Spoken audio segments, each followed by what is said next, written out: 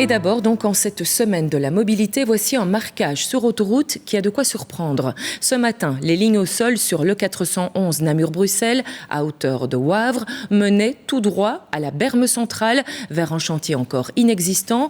Un surréalisme total, une situation extrêmement dangereuse surtout. On voit cela avec Louis Matagne.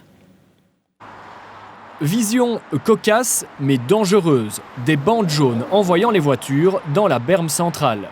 Nous sommes à Wavre où un chantier commence demain et où le marquage a pris un peu trop d'avance.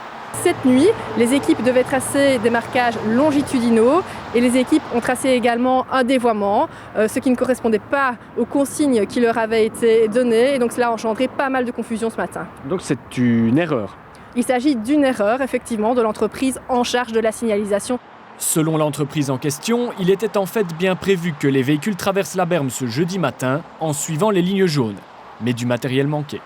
Le sens de circulation n'a pas été balancé à contresens parce que les murs qui séparent les deux bandes n'étaient pas prêts à être posés, à être fixés. Mais alors, pourquoi avoir laissé la zone en l'état au petit matin avec des bandes qui se chevauchent ? C'était peut-être pas la meilleure option qui devait être choisie, mais on comptait sur la connaissance du sens du code de la route des automobilistes, qui consiste à suivre la bande blanche sans préavis de travaux. Heureusement, il n'y a pas eu de blessés, juste 2 accrochages et pas mal de fils ce matin. La Sofico est intervenue à midi.